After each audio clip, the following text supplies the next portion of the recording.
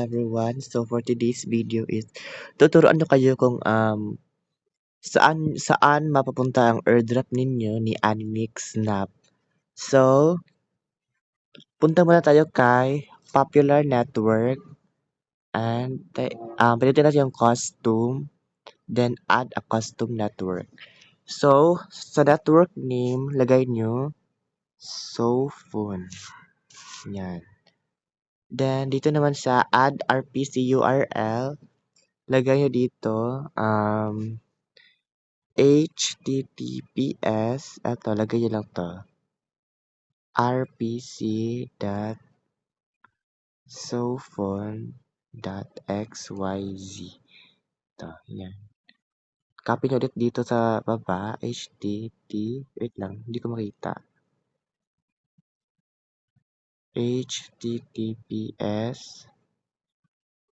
rpc.sophone pala to te. That's sophone.xyz. Yan. Then sa chain ID, symbol mo tayo. Symbol. SOPH. The chain ID is 50-104.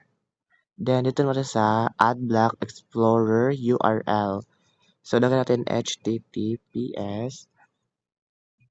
Yan, lagay mo lang to.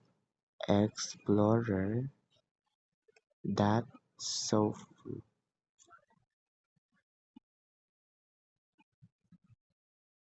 Then, ito siya, Sophone. Yan. So, then so makikita nyo itong may plus dito sa gilid. Yan.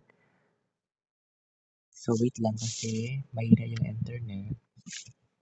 Then, sa token address, lagay mo to.